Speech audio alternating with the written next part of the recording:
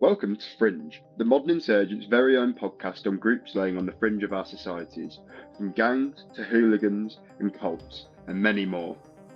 Deadheads are a devoted community of followers who passionately embrace the music and ethos of the Grateful Dead. Formed in the 1960s, they were captivated by the band's psychedelic rock and improvisational jams. This all led to a counterculture revival, where Deadheads were known for their nomadic lifestyle, travelling from concert to concert, tied together by a shared love for the band. However, their intense dedication and communal nature have led to certain accusations of cult like behaviour, and many claim they are the first group who have cult fans. So that's what we're going to kind of be getting into today. And we've got Pat Pearson on, who you might know from one of our Atlas analysis episodes about the Nation of Islam. If you don't, go give it a listen. And then once you've listened to the intro for it, sign up for the Patreon for the full episode. So, welcome, Pat. How are you today? Oh, I'm great. I'm very excited to be talking about the Dead. Certainly going to be an interesting one today. Oh, yeah. So, we'll kick it off with why are you on the podcast about the Dead? Why are you an expert for the Dead? Yeah, so the group has been, a really big part of my life ever since I was a kid.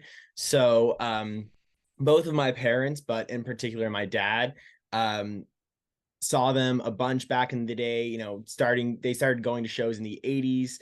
And so I grew up listening to Grateful Dead bootleg tapes on road trips, and even to this day they really kind of influenced my music taste. And also just the growing up, I think that influence rubbed off on me beyond just kind of a musical level, like also like you were talking about a bit in the intro there, the ethos and the kind of mentality that is amongst Deadheads definitely spread to my parents, and really kind of I guess they passed that down to me as well, and a lot of those ideals. So yeah, no, they've kind of been just in my periphery my whole life. And yeah, I was actually able to see Dead and Company, which is a spin-off group, including a few of the original members who are still alive, on their last tour just a few weeks ago in Saratoga Springs, New York. And that was an incredible concert. And I mean, a really special experience beyond just the music itself. You could really, it was an atmosphere unlike any other I've ever really been in, just this incredible sense of community. And it really does feel, when you're seeing that band, like the audience and the band are kind of one organism. So before we get into, say, Deadheads and the cult following surrounding them, let's kind of gloss over the band themselves. Can you give me a little bit of the history of them and how they're in the position they were? Yeah, so the Grateful Dead are a rock band formed in the Bay Area in 1965. Initially, a bunch of the members met playing in a band called Mother McCree's Uptown Jug Champions. Those members being Jerry Garcia, the lead guitarist and lead singer, Bob Weir, the rhythm guitarist, and Ron Pigpen, as he's known, which was the band's first keyboardist. And so yeah, they formed initially in 1965. They initially used the name the Warlocks, and played around SF, and basically began to gain a bit of a cult following there. And keep in mind, this is in the middle of the 60s, right as the hippie movement is starting to go. And geographically, they were in kind of in the perfect spot, because they were adjacent to a lot of circles that were able to kind of propel them into what they eventually became. And cemented them as this hugely important cultural force. And we'll get into some of those individuals and some of those groups later. But yeah, so initially they kind of became known for playing a really unique combination of rock, blues, folk, jazz, and psychedelic rock that became kind of the band's signature sound. But what really made them special is, like you briefly mentioned in the intro, they would go on these long improvised jam sections. So, in the middle of songs, they would start, the drummers and the bass would start, playing these repetitive loops and over top, some of the different musicians would swap in and start, improvising. And this is kind of what became their signature thing. And during those jams, they would morph one song into another song, and really take what people were doing at the time with music, especially in America, and take it to this whole new level. And those jam sections were really super technically advanced and complicated, but they, at the same time, what kind of made it special is that every single show then became unique. So you would, one show wouldn't be like the next. So the band's fans, as they began to develop this cult fan base, started recording all of the shows and trading those tapes with one another. And we'll get into that more later, but that became a really core part of the Deadhead culture, is this practice of trading tapes. So yeah, that's kind of where they got their start. And you begin to see how it developed into what it became. It's definitely a really interesting beginning for the group. Mhm. So that the cult following that started being built up in the San Francisco scene, how did that develop into kind of what is known today as the Deadhead movement?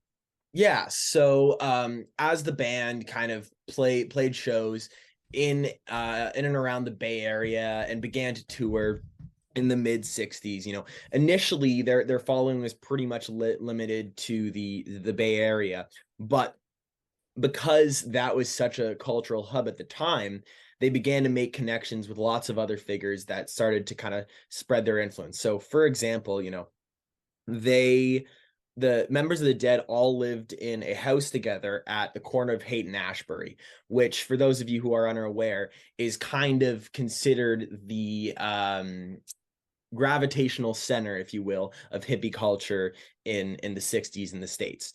And so, yeah, as they began gigging more and starting to tour, that following spread outside of San Francisco, and they started to gain a following on the West Coast and then nationally.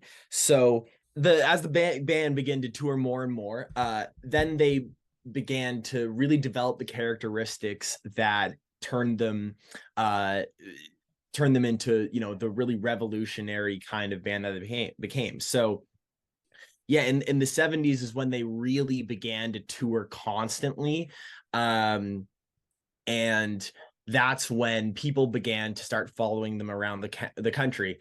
And so in 1971, I believe, is when the term Deadhead was coined. But by this time, the fans weren't necessarily around for that initial hippie movement. So by then, it's starting to become detached from just one of these hippie bands and become its own thing, really. And so in 1969 they played Woodstock, which was a really big moment for the band. And again, it was one of these times where they had all of this, that they kind of came in contact with a lot of other really important cultural figures at the time. And so, for example, that was one time where they played with a lot of artists who in the future became kind of adjacent to the band, such as Bob Dylan and Jefferson Airplane and the band and whatnot. So they just kind of they really came out at the perfect time, right? They not only in terms of the time period that they came out, but also where. So again, the fact that they were in San Francisco for this hugely kind of this huge cultural shift that happened in the 60s was really, really critical for the band, I think. It's crazy how quick things like that started to grow out of the 60s into the 70s. As you mentioned, quite a few of the other bands, or like Bob Dylan and Jefferson Airplane, there were quite a few kind of meteoric rises with some of the fan groups.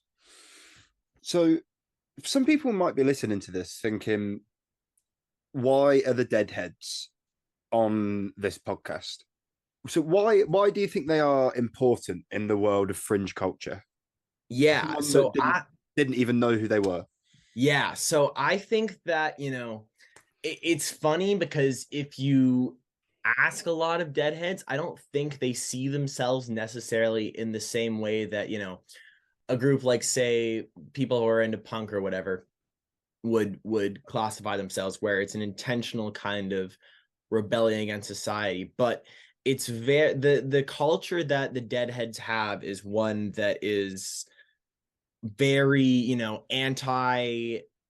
anti-authority, very egalitarian, very free-spirited, kind of anti-conformity. It really is this kind of attempt to gain a sense of freedom and community for people who look around and don't see that in the world. And I think that's what the appeal is for a lot of people. And that's why people became so dedicated and they were able to really gain this kind of cult following. But I don't think it's just, you can't really understand Deadheads in the traditional sense of like a fandom, like we might consider some popular musicians today to have. It really goes beyond that into a community and almost like a nation in a sense. These are people who attach their personal identities onto this thing beyond just a service level. It's not it isn't just about watching the band. In fact, Bob Dylan said that, quote, "With the Dead, the audience is a part of the band. They might as well be on stage." And I think that really exemplifies kind of what makes them so special, is that it's not a spectator sport for them. And it doesn't have just one side, right? It's not just about the music. And we'll go more into some of the practices and the rituals of Deadheads later. But yeah, it becomes kind of, they literally have a small city following them around on tour. And so, but I think that especially at the time, in the 60s and 70s, a lot of the initial appeal that the Dead had for people is it was kind of an opportunity to not only rebel, but to reject all of the things that were being forced onto them at the time. For example, if you think about how the political context at the time with Nixon and the anti-war movement and everything, it really was under this very, very political backdrop. And I think that a lot of the people growing up at that time and seeing all those things happening were looking for an alternative. And so they really found it in this band that advocated this message of peace and freedom, when the politicians at the time were frankly not concerned with those things at all. So why do you think this group and their fans get called a cult? Like, so I think when we talk about cults, when we talk about cult following, there's negative connotations to that. Why do you think this group gets painted with connotations like that? Well, I think it's because their followers are just so dedicated, unlike anyone else. There isn't really, even with other, other similar bands, like given a modern example, like say Fish, um, uh, the level of following that they had at their peak was just unprecedented, and people literally gave up every single like they gave up their own personal comfort in order to follow the band around and adopt this lifestyle, because that freedom was so intoxicating. And so, but I think the reason as to why the like I would personally argue that a lot of the negative kind of, and again, maybe I'm biased, but a lot of the negative associations that people had of the Grateful Dead, that it was, a bunch of, drugged up hippies just wandering around the country and not doing anything. It really comes from, again, like, it's because ultimately they're rebelling against the political establishment at the time. And as we know, the US government was actively like, the hippies were considered like a political enemy, especially in regards to their involvement in the in activism against the Vietnam War.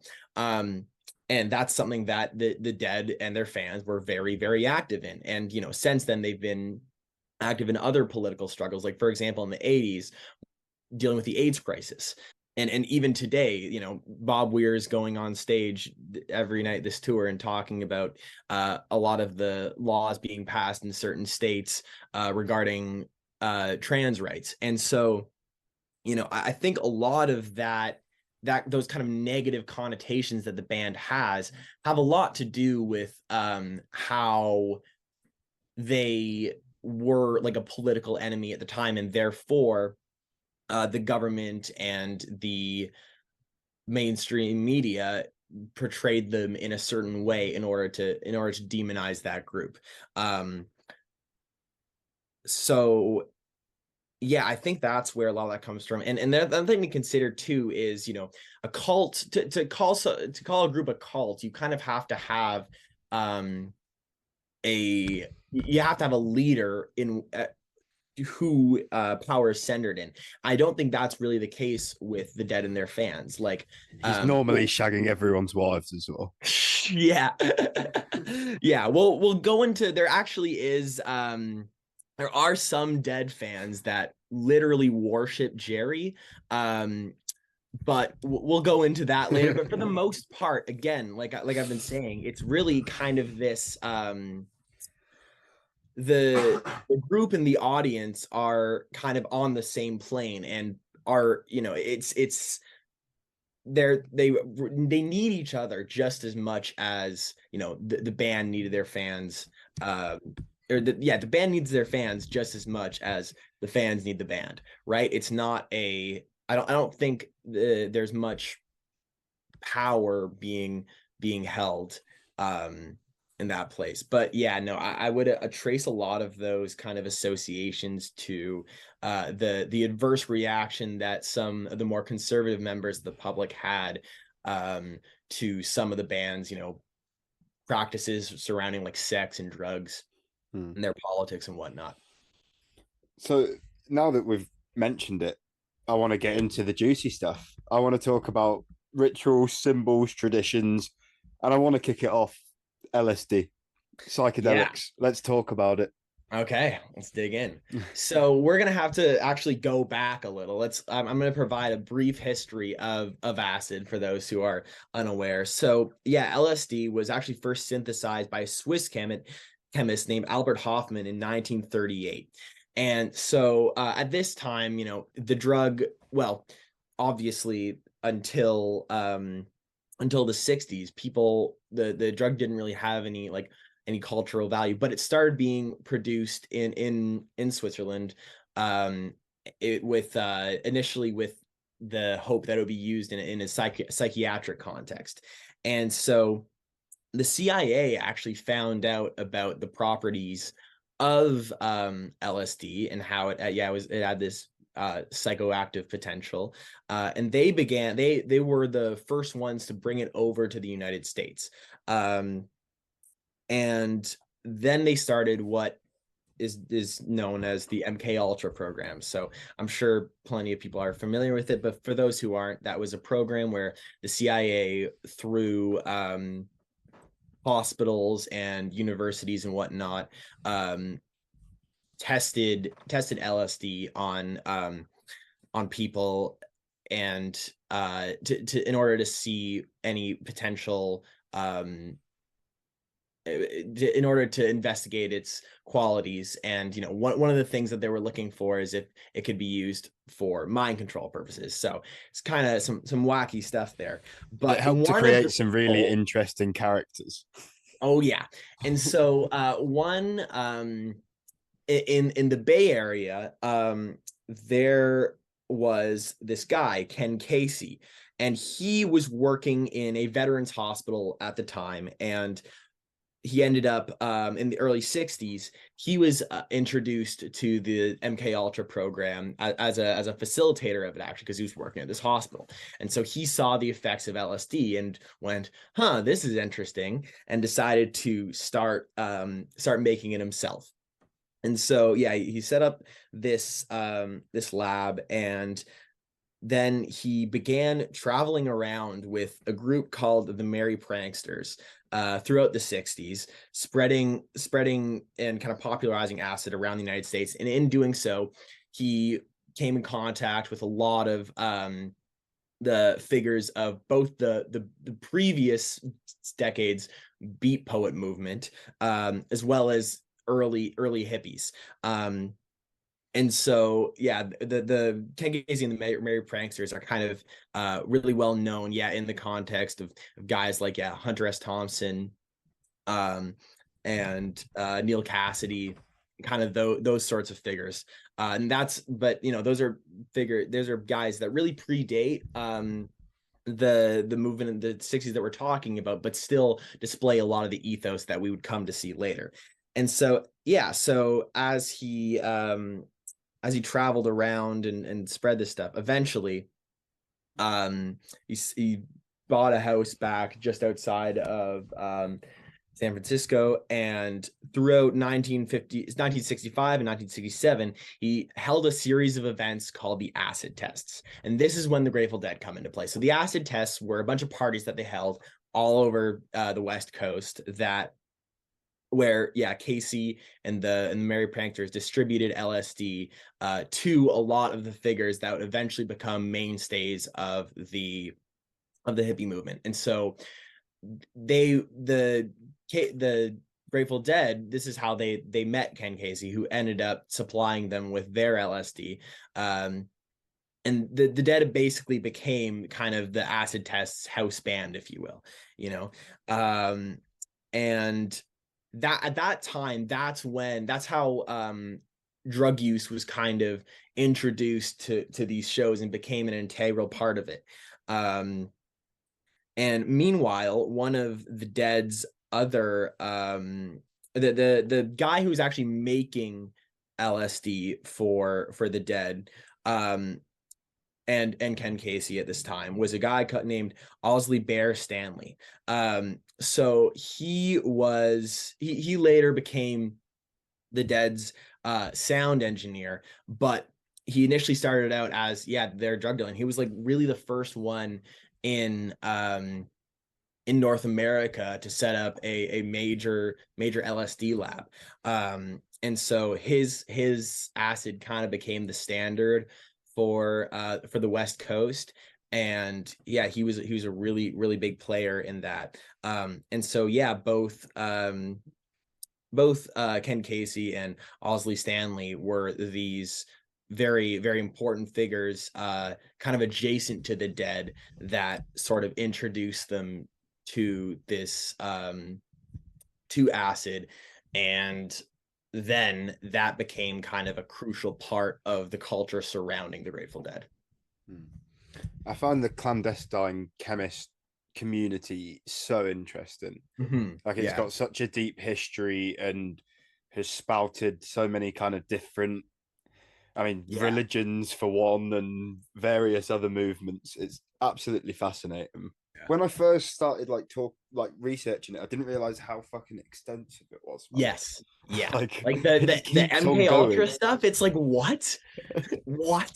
It's all like this. It's a massive circle, but that's what makes it so interesting, right? Is they came at the perfect time and in the perfect place, and they just happened to find themselves in these situations and with these other people that really made them into what they are, right? Like the Dead are not a standalone entity by any means. They were just the guys playing the instruments.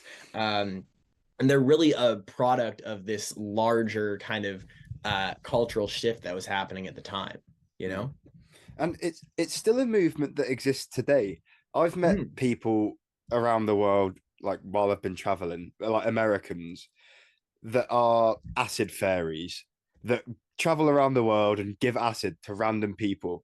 And I class that as like a modern kind of variation of the same movement. It's really interesting. Yeah, no, it is incredible how the staying power that a lot of these, practices and ideas have had, like the fact that, people can still find relevance today in, these the both like the Dead's music and the ideas that they propagated, I think really goes to show just how that they were touching on something that was extremely, touching to a certain element of kind of the human experience that was really and is still really important to people. The Modern Insurgent is completely independent. If you want to support our work and help boost independent journalism, please consider supporting us via Patreon at patreon.com/moderninsurgent. Thank you very much. So now we've touched on psychedelics. What are the other notable kind of rituals and traditions that are so infamous for Deadheads? Yeah, so again, considering that for the entirety of the Dead's career from 1965 until 1995, they had this, rabid fan base following them around. But like I mentioned earlier, it basically became a small city that was going with them on tour. And so as that developed, there was sort of like an economy that came with it. So one of the things that I briefly touched on earlier was bootlegging and tape trading. So as even at the beginning of the band, fans started taping their live performances because each and every one was unique. And so that quickly turned into this practice where bootleggers and fans would trade tapes with one another, and it was very important that it's trading and not buying and selling. No money was ever supposed to exchange hands. It was all about the practice of keeping it as this kind of grassroots like DIY thing before that really became like a punk thing or whatever. And so like that was a huge thing. And not only, as opposed to a lot of bands that discouraged the recording of their performances for copyright reasons, the band actually encouraged it, and they set up a special bootleggers section where there would be tons of people with microphones recording into the band. They would even their sound engineers would even toss out cables so that they could get audio directly from the soundboard. And so, yeah, that became a really kind of crucial thing, because then fans could enjoy the band's performances outside of their tours. And one of the important things to understand is that the Dead are not they're not a studio band. They're a live band. That's what they've always been known for. Their records are great, but when they really shine is live. And so that's kind of been why their performances are so special. It's because each and every one is unique because they have this improvisational element. So yeah, a lot of the Deadheads practices kind of revolve around that. Other kind of elements of that economy would be in the 70s, I believe, fans started realizing that outside of shows they could set up like vending booths and stuff. And so if you go to a Grateful Dead show, before the show you'll have in the parking lot, there will be people, beyond just thousands of people tailgating. Like, when I was seeing that, this is still a practice that continues to this day. And when I saw them a few weeks ago, it was several parking lots full of people hours before the show, partying and drinking and doing drugs. But one of the key things is this practice of vending. So people sell clothing, food, jewelry, drugs, all kinds of stuff. And the kind of central area where people sell these goods is called Shakedown Street, named after one of the Dead songs. But again, it's not like it's not an enterprise thing. This began to happen so that that Deadheads could financially support themselves to go follow them around on tour. It came out of necessity, and it's a very kind of laissez-faire kind of environment, right? You literally have like people walking up and down the aisles of Shakedown Street going, acid for sale, shrooms for sale, whatever.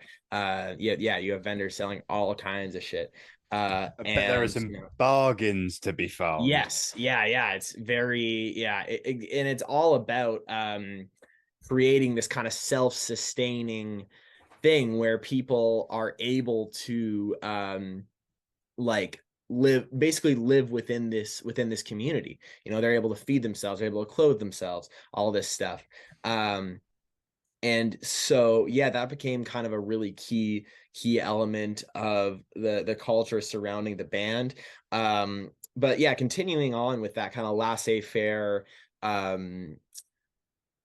but in an almost anti-capitalist, like corporatist way. One other thing that really has happened a lot throughout the band's career is the practice of showing up. Like, a lot of fans would show up to shows not having tickets.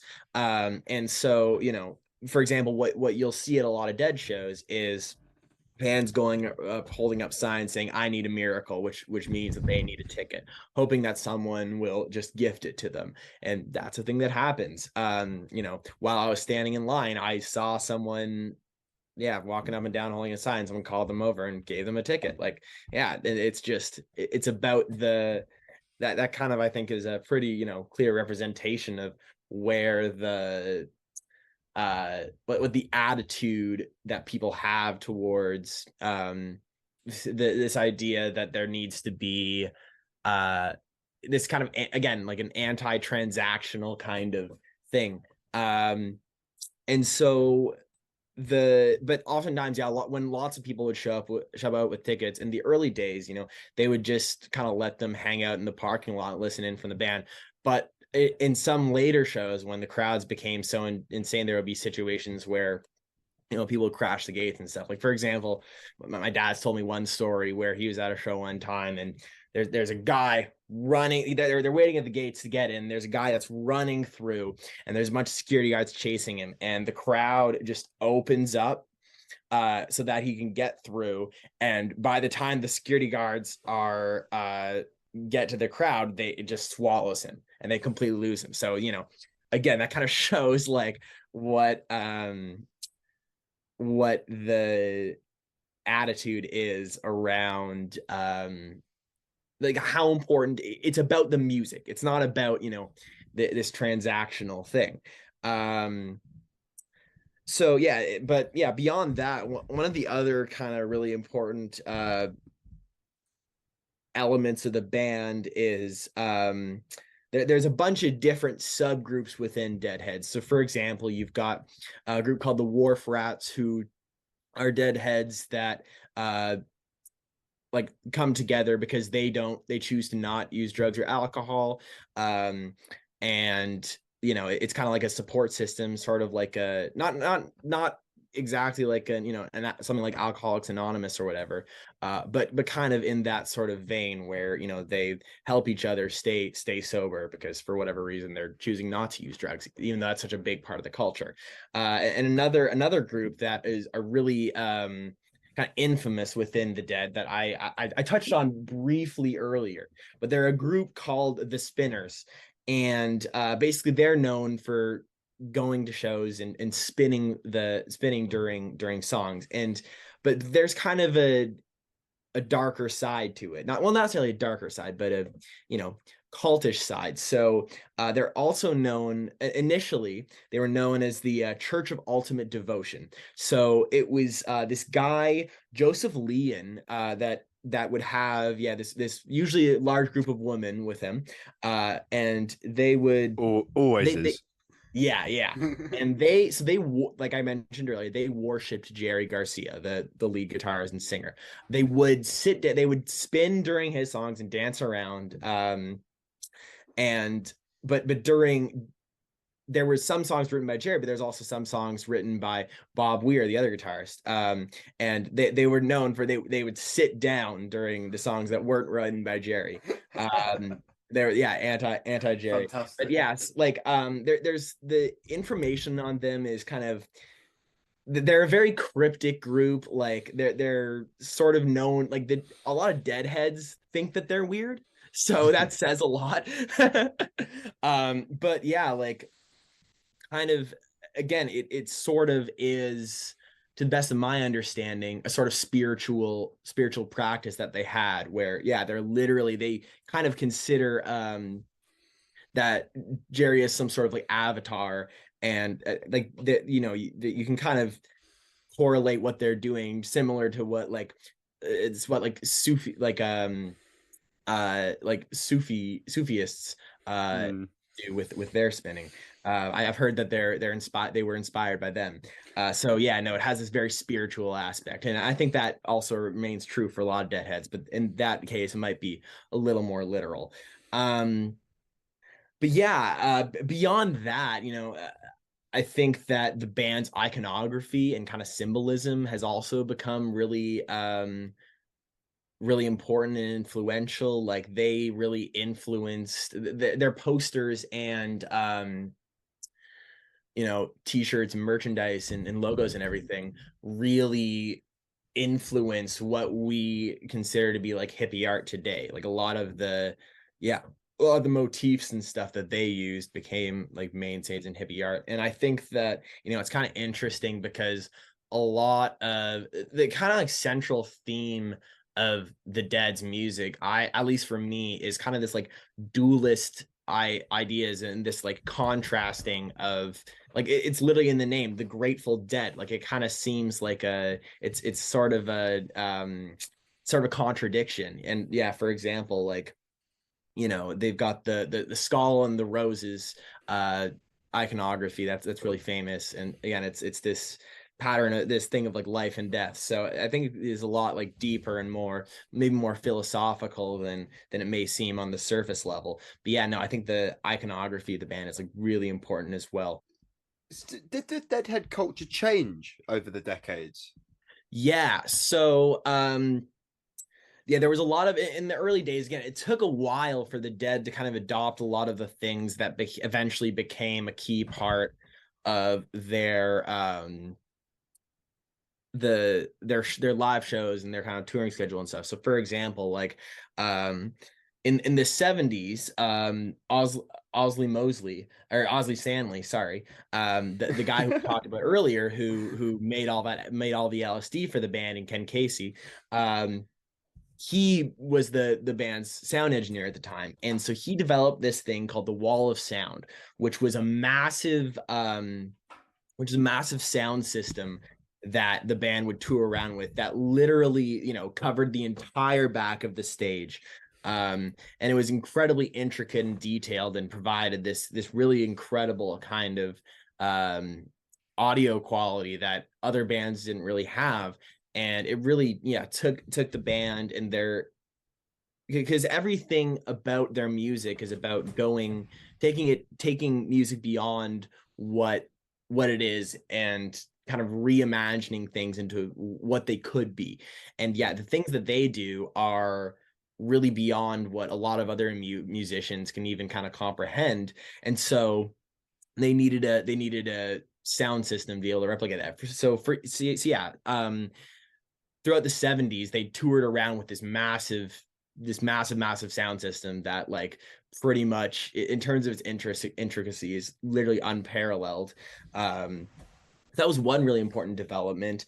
And there was there's certain aspects of their show, like, for example, there's a section, there's the one song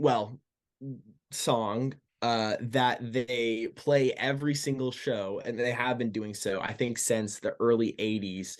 It's called Drums in Space. So it's this section where, first off, it's an improvisational, because the Dead has two drummers, and the rest of the band walks off stage, and the two drummers have an improvisational kind of drum battle thing.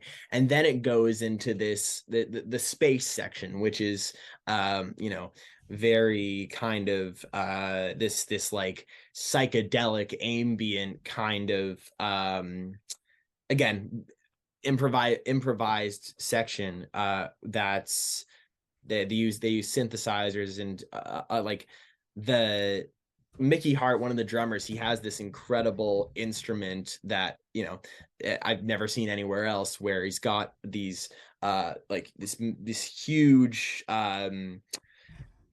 these long strings that they have like pieces of sand bouncing over and stuff. It's incredible, and he makes these kind of ethereal, spacey sounds with it. So that's one kind of development that came with time. But as the band kept on touring and building a following, eventually they did reach a certain level of mainstream success. So in the in the mid 80s, the band, again, they hadn't really had, they aren't an album band, they really hadn't really had any hits, but they had one hit in the mid 80s called Touch of Grey, that actually did get serious radio play, and brought the Dead a lot of mainstream attention, really widened their audience. So in about 1986, the show started getting a lot bigger, and a lot of older fans who would kind of look down on some of the newer fans, because they thought that they were causing problems and kind of ruining the special thing that they had going on. And so in the late 80s and the early 90s, there actually were a series of there was a series of like small riots and stuff that happened. The most famous of which happening at a show in Deer Creek in 1995, I believe.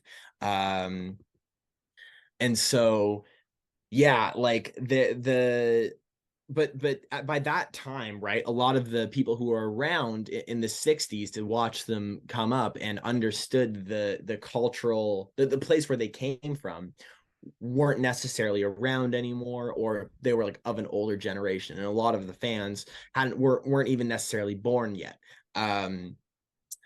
So there was a lot of kind of changes that happened over the years, but ultimately I think that for the most part, the band's kind of appeal remained the same throughout the course of their career. It's incredible, like how I know we've said it already, but how long it goes on for. Like there's so much in this story. Yeah, It's incredible.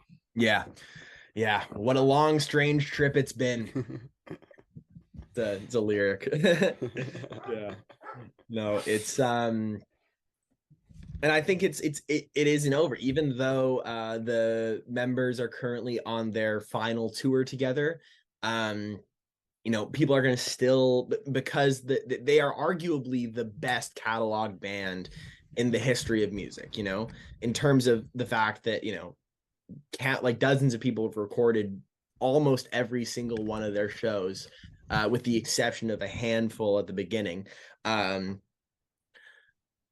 You can, and now with the internet, all that stuff is online and anyone can go in and be able to enjoy those. And I think that's kind of, yeah, even though it's not the tape trading days of old where it was this kind of grassroots underground thing, this underground network, it's still in the spirit of being able to spread the band's music in a way that isn't inhibited by people's money, right? Like, yeah, you see tapes going up of like rare shows and stuff for hundreds of dollars on eBay and stuff, but generally speaking, you can find recordings online and anyone's able to go back and enjoy them and explore them. And the fact is, there isn't enough time in the world to listen to all of the different versions of songs, but that's what makes it so special. Is every single show is unique, and there's these magical moments in them that they couldn't even replicate if they tried. It's all about the what's coming in the moment, and the kind of the dynamic between the band and the audience. And so, yeah, I think that's kind of what makes it special. And it's been able to stay fresh for all of these years, when meanwhile, you've seen a lot of the other bands and artists of the era kind of go stale and release a lot of crap. Certainly. So, in what ways do you think the Grateful Dead's music and then the Deadhead community intersected with other social or political movements of the time? Yeah, so first off, like I think that the Dead are like this, they're really, in my opinion, although they're kind of unlikely heroes in this sense, they really were kind of the center of gravity of a lot of movements in and around the 60s. So, for example, like we talked about earlier with Ken Casey and the Merry Pranksters and the Beatniks, they kind of transitioned a lot of those ideals that were pioneered and first considered by the beat poets in the 50s, who felt like they were subject to this hyper conformist culture, and they were trying to escape that. They adopted those ideals and were able to kind of spread them out, and did so in a way that was really palatable for a lot of people. And that's kind of what led to the hippie movement becoming the massive force that it was. And so, and that directly translated into political change. Like again, like I mentioned before, they were them and their fans were very active in the anti-Vietnam War movement, and had a big role to play in a lot of protests that happened at the time. Like Deadheads were present at and involved in a lot of activist action against the war. And so, yeah, I think that a lot of that, it was inspired by the ethos of peace and freedom and love for one another, that the Dead spread with their music, and the shows that sorry, and the community surrounding the band was able to kind of give people a bit of a template for realizing, oh, there is an alternative to the way that things are, right? So like that's why it didn't just appeal to, you know, hippies in SF in the 60s. It also appealed to people like from, you know, middle class suburban backgrounds who grew up in a later time, because they were looking for the same thing. They were looking for a taste of freedom. And so that's why they had all of this this huge cultural force, and they really they outlasted the hippie movement, you know, in the 70s, as we know, with the with the death of JFK and the Manson family murders, and also the death of Martin Luther King Jr. As a lot of the excitement that happened with this cultural shift in the late 60s kind of died out, the Dead just became more and more popular. So, you know, even though the initial thing that they were a part of no longer really was around, their staying power was still there. And it showed that, you know, even though they were this product of this very specific kind of moment in time, the things as to which they were touching at were a lot deeper than that. My next question was going to be about the legacy, but I don't think that can sum it up any better than that. Like, yeah, well, that last sentence nails it so incredibly. Like, they have outlasted the thing that they began to do. It's almost incredible.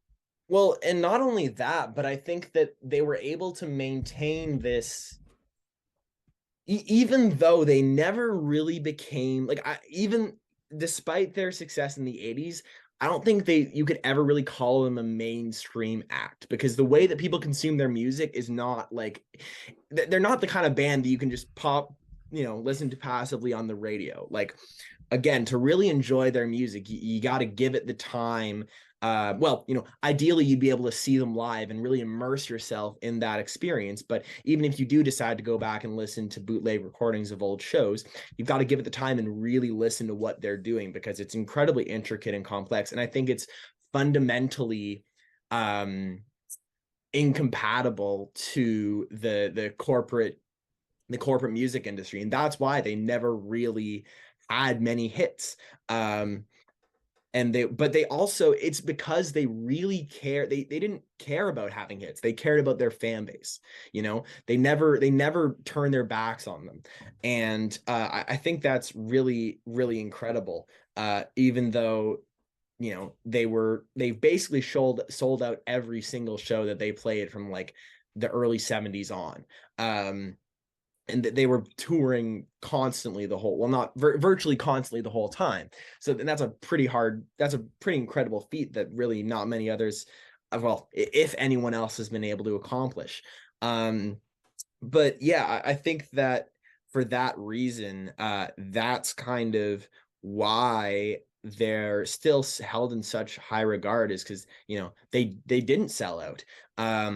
And not only that, they still had this like massive influence on music and culture. You know, they spawned an entire like genre of music with jam bands. So yeah, for example, today there's bands like Fish, and you know, Billy Strings is a newer act that's kind of following in their footsteps. And all kinds of groups that do take what the Dead did and the format that the Dead use and make it their own thing. And so I think it's, you know, but beyond just jam bands, like they've influenced, you know, their influence has been immense, right? Even from bands in the 60s to right now, on in Dead and Company, the current group that's touring with original members on their final tour. John Mayer is filling in for Jerry Garcia, because Garcia died in 1995. And at that point the band split up, and since then they've been doing kind of spin-off groups and stuff. But yeah, so John Mayer, you know, a modern popular artist, is you know, kind of standing in for Jerry. And I mean, it's pretty incredible to me that people care enough to still try and do the music justice, right? And it's not just John. Like there's tons of people who play in Grateful Dead tribute bands and are still like playing and enjoying their music. And I don't think that's ever going to really change, because again, like I think they were able to touch on something very fundamental to the human spirit. But yeah, beyond that, like the cultural impact that they've had is also huge, like in art and fashion. They're really responsible for the popularization of LSD in North America. So there's that. And they really just brought music to a whole new level. They took what people thought was possible on musical instruments and brought it beyond what anyone could have really imagined at the time. And I think no one's since really been able to take it to that level again. And I mean, but it's definitely opened up the possibilities of, well, not only what music can be, but what life can be, what community can mean, and all of these things. Like they did something that was so incredible in so many ways that it's virtually impossible to replicate. It's honestly incredible, like the lasting legacy that it's had. Yeah. Like I can't even think of another like musical group / fan base that could make it onto a podcast like this. Yeah. Like that's how kind of wide reaching it is, that it can make it onto things that are focused on completely different ideas, really. Yeah. But that's because it's so multifaceted, right? It's not just the music. It's this kind of, culmination of culture and music and politics and and drugs and spirituality, and that creates this extremely cathartic thing for people, and it's but again, I think that it kind of just, it wasn't forced, it wasn't manufactured, it just happened.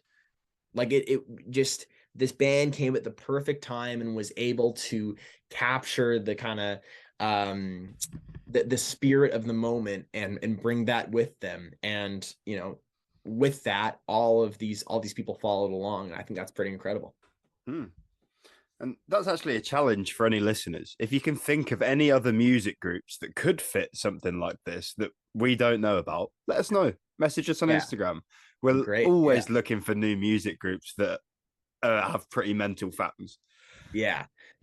Well, there's, I think that a lot of one thing that when I was at the show, what I felt was very similar. So, my personal music interest revolves a lot around like punk and metal and stuff. And I think a lot of the things that attracted me to those genres initially are very similar to the things that attracted Deadheads to the Grateful Dead. A sense of freedom, a sense of an ability to do something that was where you could, you weren't constrained by the structures around oneself, by the by money, by rules, and just be like truly free. And but again, it's in terms of scale, there really isn't anything that can nearly parallel it while still being like an underground kind of movement, and still a still something that goes against the establishment. Like it's nowhere near the same scale, but the only one I can think of that's kind of as cultish, I guess, is the guys with clown masks. Juggalos. Yeah, that's actually a good. You know what? That's really interesting. The Juggalos, and you know what? I would argue that there's a lot of there are a lot of similarities between Juggalos and Deadheads in a sense. Like again, it's but again, I think that speaks to the fact that people use music as this vehicle for community, and you can trace that to punks, you can trace that to, skinheads largely. Like there's a ton of different movements, but the scale at which the Dead was able to achieve that and the cultural importance that they've had is just unparalleled, and just the dedication, you have people who spent like decades following them around, and that's all they did with their lives. And yeah, to get someone to give up the comforts of home and stability and any sort of financial financial well-being is it just goes to show the force that had on people. I think anyone listening should go and watch one of the concerts live on YouTube, or not live on YouTube, but on YouTube to see. I watched a few just to kind of research what it was like to be there, and I couldn't recommend it more. Even a video on YouTube is levels above equivalents I've seen out there. So I definitely recommend doing it. Yeah. Is there anything else we need to add on? Yeah, no, I was just going to say, I definitely recommend, even if it's not necessarily your music per se, I think anyone can kind of appreciate what they do with their instruments, as well as, you can see, if you're able to watch a video or even just listen, you get this sense of, they're able to convey a feeling of this like united feeling, where they're just completely in sync in some of these incredible jams, that is pretty incredible. And yeah, luckily now basically everything's been digitized, and you can go on YouTube or Spotify or wherever, and be able to find hundreds of shows. And the cool thing is every single one is unique. So you can spend, literally your entire life digging through and finding these special moments. And yeah, it never really gets old. It's been a pleasure to talk about them today and to have you on. Yeah, well, I never expected a group like this to be like this interesting. No, it's really incredible. And there's all this, and we only got to touch the tip of the iceberg today, right? Like there's tons of other resources out there. And I recommend anyone who's curious to look into it more, because it's the gift that keeps on giving. Like the lore behind the band is incredible. The stories that they have are, truly, it's surreal. Like, yeah, so whether you're interested in their music or the history, I think there's something for everyone, right? And so yeah, no, I definitely I couldn't recommend people looking into it more. Definitely. So thank you very much, Pat. It's been a pleasure to have you on. My pleasure, yeah. So everyone listening, if you don't already follow us at Modern Insurgent on Instagram, Twitter, TikTok, and YouTube, and make sure you give us a rating on this podcast wherever you listen to it, whether that's Spotify, Apple Music, Deezer, or if you're that one guy that listens to us on your watch, respect to you, fair play. So thank you very much. See you next time. Saratoga Springs is a small town nestled in the Adirondack Mountains, famous for horse racing. But this weekend, June 17th and 18th, 2023, a crowd of Deadheads roughly the size of its population has descended upon the upstate New York town to see Dead & Company, the final iteration of the Grateful Dead, one more time. 58 years after their formation and 28 after the death of frontman Jerry Garcia, the band is doing their last tour. Their fans have bittersweet feelings about the band's departure. While they may be sad to see them go, no one can deny the Dead had an incredible run. Real sad. I mean, I didn't get to go on a full tour, but, maybe they'll come back.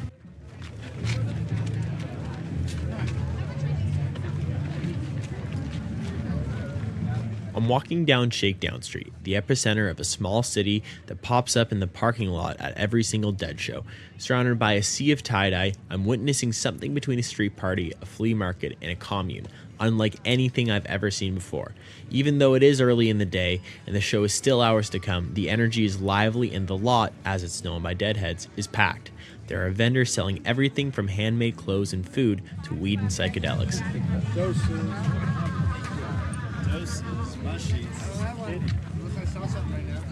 These vendors have long been a staple at Dead shows, peddling their goods to sustain their nomadic lifestyles following the band around.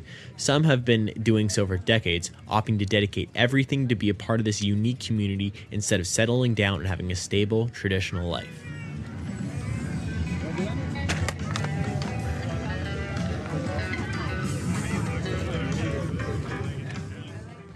It's a way of life, you know. People want to live their life some different way, and this is how I chose. So how many times have you guys seen the Dead?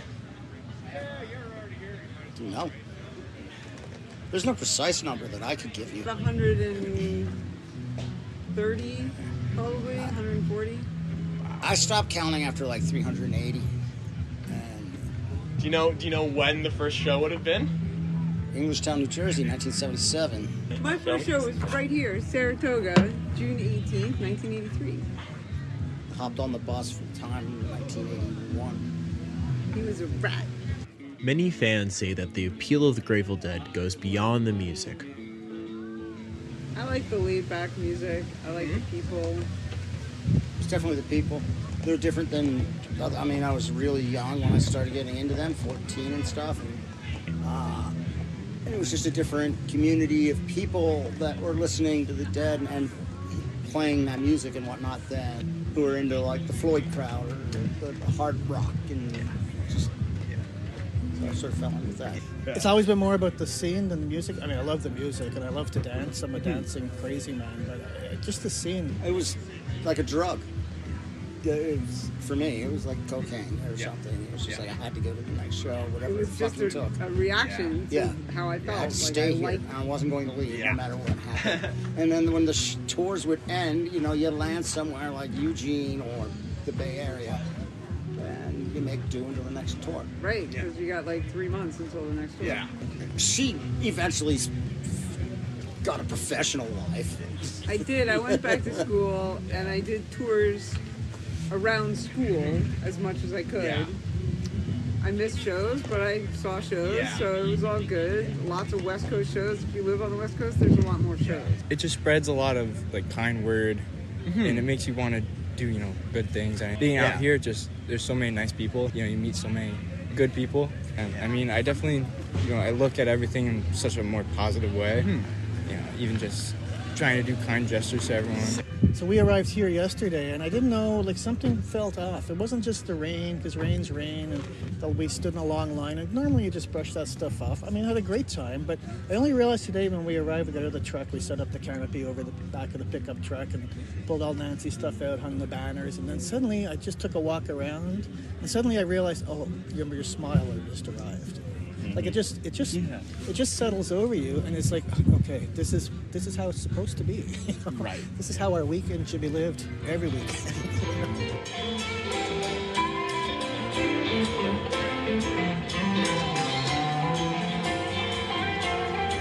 The show put these fans' words into context.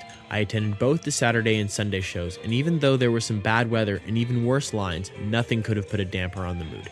The band played 2 unique sets, as they always do, each easily passing the 3-hour mark. Guitarist Bob Weir and drummer Mickey Hart, the remaining original members, did not let the fact that it's not 1972 anymore slow them down, and the newer members were hot on Weir and Hart's tracks. Accomplished musicians in their own right, guitarist John Mayer, bassist Oteil Burbridge, keyboardist Jeff Chimenti, and second drummer Jay Lane held their own during the band's famously long and intricate improvised jams. Fans got to catch Dead classics such as Sugaree, Deal, Friend of the Devil, and Terrapin Station over the weekend, but the energy wasn't concentrated in the band.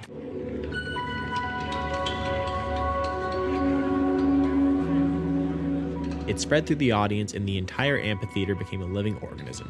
No matter where you were in the crowd of tens of thousands, you could feel the music. There were many generations of fans present. Some concert goers, such as myself, hadn't been able to catch the Dead in one of their original iterations, while others got a special chance to relive the good old days with family and friends. Young children jumped around and bounced balloons alongside their Deadhead parents. Despite massive crowds, there were no tensions between concert goers. Dancers moved freely around the crowd, and joints even freer.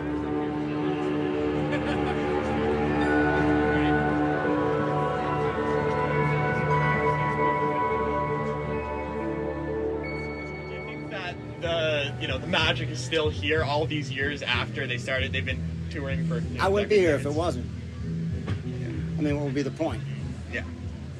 That guy right there in the tie-dye, this guy right here, that guy in the red shirt, probably that guy, the woman in the purple shirt. These people have been on doing this in their own way, and we keep coming back because of them. We keep coming back because we meet a new person. We keep coming back because, right? Each other. It's all about the people. It's all about the people, and it's also about the music, and we do love the music. So, John Mayer's a good guitar player. He's not Jerry. We didn't come here to see Jerry. I think it's changed a little bit, but overall, I think, like, if you can go to a venue like this and walk up to anybody and just start talking, hey man, where you from? Da, da, da, da. Yeah. It's still the same. It's just, there's nothing like it. There's no band and there's no one else that's doing this. It's just a different kind of breed. The party continued after the show as concert goers gathered once again in the lot. Even though it's a wrap on the Dead's nearly 60-year-long touring career for now, their legacy isn't going anywhere. As the band sings, the fields are full of dancing, full of singing and romancing, the music never stopped. This has been Patrick Pearson for The Modern Insurgent.